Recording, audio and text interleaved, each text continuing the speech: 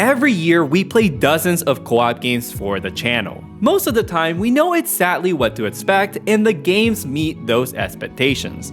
Occasionally, we'll try something that disappoints us or just isn't our kind of game. But every once in a while, a game comes along that genuinely surprises us, one that defies our expectations. Brave Escape is one of those games. At first glance, it looks like a simple co-op platformer starring an Indiana Jones looking jabroni and that one random robot from Smash Bros. But once you pick up the controller, you realize this game is punching way above its weight. It's not perfect, but it's a meticulously crafted platformer packed with creativity, which is especially impressive coming from a small indie team. That's all well and good, but how does it fare in co-op? Let's find out. 2, 1. Yeah. Oh. And boost. And boost. And rope. Oh my gosh, the first try. The people who watch this video won't believe it, but it was the first try. It was the first try. Oh my god. Great news off the bat, Brave Escape has both local and online co-op for up to 2 players, and it's easily accessible when you want to play with friends. To play locally, you just need to have a second controller connected, and to play online, you can just add your friend in the start menu and send a request through Steam. It even goes so far as to ask you if you want to invite the same person when you play your next session, a small but nice touch. The progression is not shared, the host will retain the progression, so you'll want to return to their save every time you play together. The host also has control of the menus, but otherwise it's a pretty straightforward experience where both players can play as either character and have full agency when playing the levels. We played this online and face a couple of small hiccups, but nothing truly of note, so Brave Escape nails the ease of play. Now let's talk about what the game actually is. Nice. Oh, I missed it. Alright, we're dead. Or not. Okay. Or not. You gotta go, dude. Rope me. Yes. Go, go, go, go. Rope me, rope me. Oh my gosh, dude. How do we do that so quickly? That was crazy. Crazy. Wow. That was hype. Wow. Brave Escape follows Colin and his trusty robot friend Floyd, as they navigate a series of mysterious caves. There's not much story beyond that, and the game wastes no time dropping you straight into the action.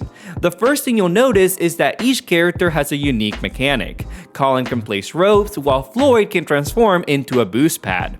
The opening levels do an excellent job of teaching you the classic boost rope combo, where Floyd boosts Colin to a higher ledge so he can place a rope for Floyd to climb on. This is your bread and butter. It's a simple yet versatile mechanic that you'll find yourself utilizing in some wildly creative ways. What sets Brave Escape apart is how it blends platforming and puzzle solving.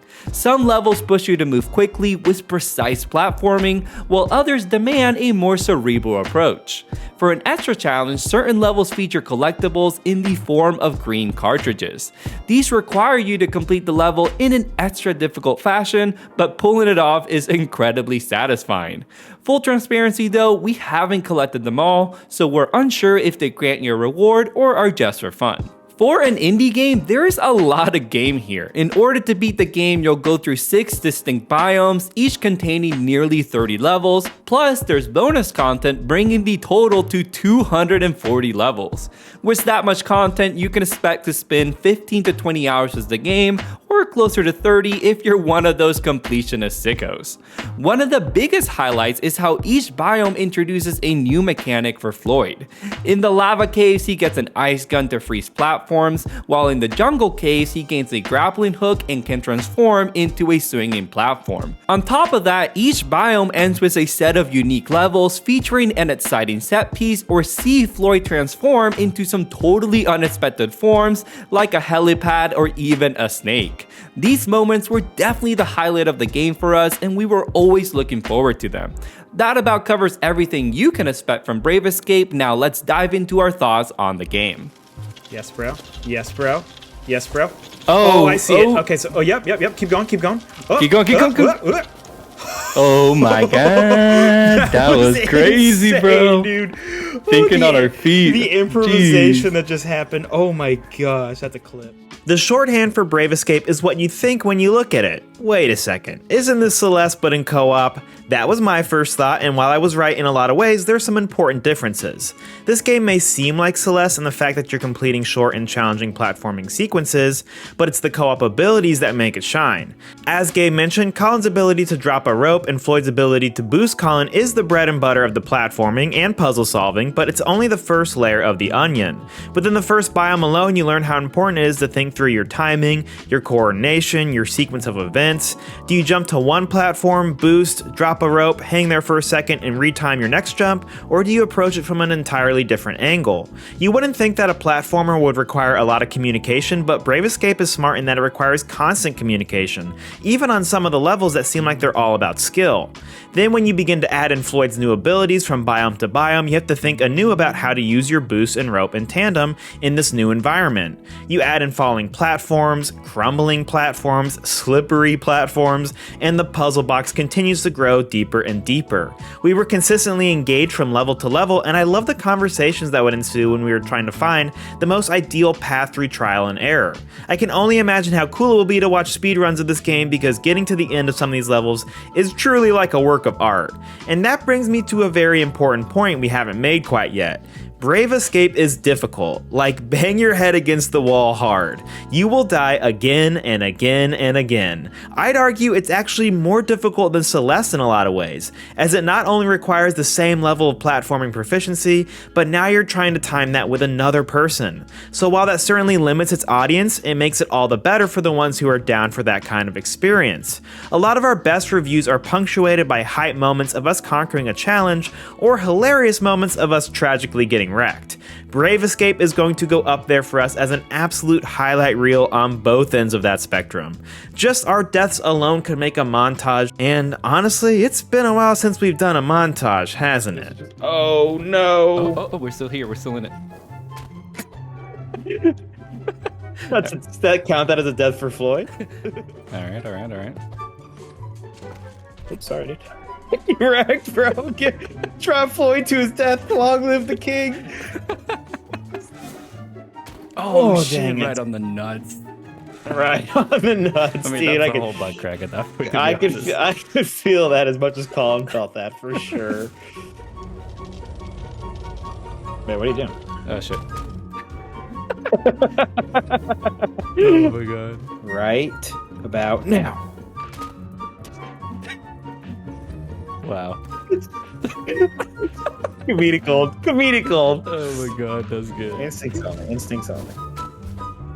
All right. I was thinking actually. Every time you get hit by the first cycle, Oh, it's just too good. What are you doing?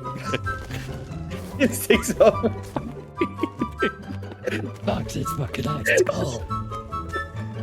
Oh my god, a clip. So in case it's not obvious, we did have a really good time playing Brave Escape together despite its difficulty. And I will say they did a smart job of putting new abilities only on one player instead of both. That allows someone with a little bit more platforming expertise to worry about contending with Floyd's multiple abilities that are going to change throughout the game, as opposed to Colin's one. Not to say that playing as Colin is a cakewalk, it's just a little bit less to think about. You can switch between the two pretty quick as well, so if someone needs to take on a more important role in a level, you can do that without any issue. The last thing I want to shine a spotlight on is the special abilities that you get at the end of a biome. Like Gabe mentioned, Floyd will transform into something entirely different like a helipad, and it completely changes up the gameplay in a really cool way. It reminds me of It Takes Two in a creative sense. Not only are you getting a new ability every biome, but you're also getting an entirely new experience at the end of that. There's a ton of creativity on display here. Unfortunately, it doesn't do this nearly as often as It Takes Two. Understandable for a small indie team, but that actually brings up a larger issue of pacing. But I'm going to hand that back to Gabe so he can talk about it and close us out. Normally, this is the point in the review where we dive into any critiques of the co-op experience, but honestly, we don't have any. Brave Escape absolutely nails co-op, and we think the team knocked it out of the park in that regard. That said, we do have some critiques of the overall experience that are worth mentioning before we wrap things up. As Andrew pointed out, the biggest issue holding the game back is pacing. Each biome contains nearly 30 levels, and while there are plenty of great ideas on display, fatigue starts to set in as you near the end of a set. Past level 20, the variety starts to wear thin and many levels begin to blur together. This becomes more of an issue once you've experienced a biome's final level, because let's be real, they're insanely cool and you'll naturally want to get to them as soon as possible. Unfortunately, the journey there can start to feel a little long-winded. We wish the game trimmed down each biome's level count or reworked some of them into optional post-level challenges so that players could reach those epic set pieces faster. You are free to tackle biomes in any order at least, so if one starts to feel repetitive, we recommend switching to another to help keep things fresh. And that's really our only critique of the game, but it has a larger impact on the overall experience, so we felt it was worth mentioning. I'd also be remiss to not highlight the stellar art and animation work on display here. Everything from spikes and icicles to fireballs are beautifully rendered and complemented by satisfying sound effects that bring the world to life. Despite its friendly aesthetic though, as we've pointed out, Brave Escape is anything but easy. It's a challenging game that demands patience and trial and error, but for those willing to push through, it's a rewarding co-op experience. If you go in with the right expectations, you'll find a platformer brimming with creativity and one that just might surprise you as it did us. Thanks as always for watching, guys. If we helped you find a new game for you and your best friend, be sure to like the video and consider subscribing for more co-op content. Our goal has always been to help you find games to play with your friends, and 2025 is going to be a big year for that. So we love to have you on for the ride. Also, feel free to take it a step further and join our Patreon community. We give a ton of exclusive benefits for a super low price, and it helps keep our humble two-man team going. Thanks to all our patrons who help support us in making this video, but if you're not that, it's all good. We're gonna catch you next time on another episode of the Co-op Bros.